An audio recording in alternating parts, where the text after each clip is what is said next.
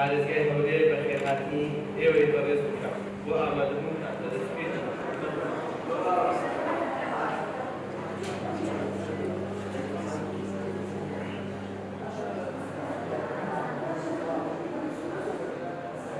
لە کۆمەلگای ئێمە پێشتر منداڵ بە پۆلیس دەترسێنرا. ئێمە دەبی ئێستا کە ئەو نەهجەی بگۆڕین بکەینەوەی کە پۆلیس هاوکار و هاوڕێی قوتابیە هاوڕێی منداڵانە و خۆی بە خزمەتکار و بچووکی منداڵان دادەنێتن. ئەوە گرنگ و مەهامی ئێمەیە.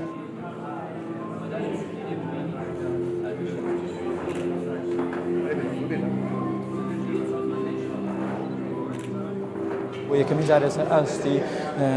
شاری هەولێر و بڵێن کوردستان ئەنجام دێت ئەو پرۆسەیە. ئامانجمان لەوەی کەوا پۆلیسیش ئامانجی لەوەیە کەوا پۆلیس ئەو ترسەی کە مناڵ هەیەی لە پۆلیسی ئەو ترسەی نەمینێتن و ئەو پەیامەیەوە پێمانە بە هەموو قوتابخانەکانی شاری هەولێر بگەینێن لەسەر ئاستی شاری هەولێرە.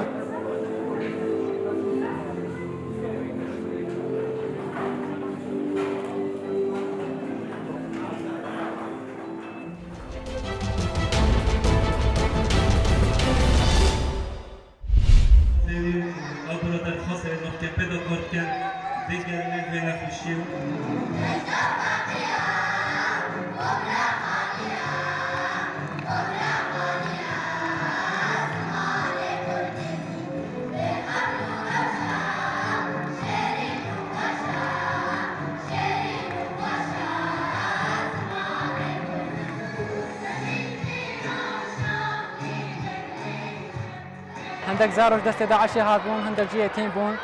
وان طلبش مکر هرکا ام به چالاکی چی بکن اف چالاکی ابناء زارو که کش دست داعشی هاتن زارو که سنگاله چالاکی اما پیک هات بون اش ستران اش دینان جی پیک هات بون گروپ من موسیقی وکو مشانو همو شانو جی شفت کسا پیک هات هر وسا ما مسابقه هبون مسابقه جی ما هبون مدو فريق رياضي هبون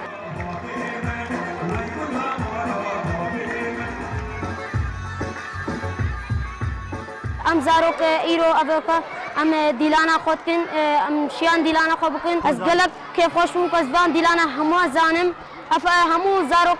بدره حاضر بوین هموش به دوره موسیقی حفله چکرین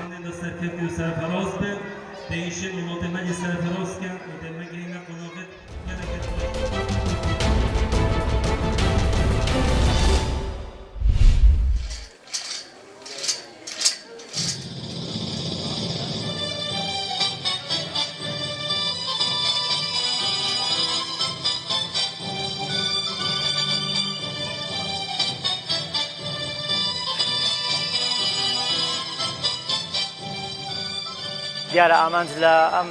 مەراسیم ڕێخستنەی ئێمە بۆ زیاتر بۆ قوتابیانی پۆلی یەکەمە تا زیاتر هانیان بدەین قوتابخانەیان خۆش بێت و زیاتر خۆشەویستیان بۆ زانست و زانیاری و هەوڵدانیان و هەوڵ بین ئاشتیان کێنەوە لەگەڵ قوتابخانە چکە ساڵانی تر قوتابخانە پێشتر مناڵ ترسێنراوە بەوەی کە قوتابخانە مامۆستا لێ یا حاڵێک حسابێک بەڵام ئێستا ئێمە پێشوازیان لێ یەکەین ئەمە هەنگەمان بۆ ڕێخستون بۆ ئەوەی زیاتر خۆشەویستیان هەبێ بۆ قوتابخانە و زیاتر هانیان بدەین.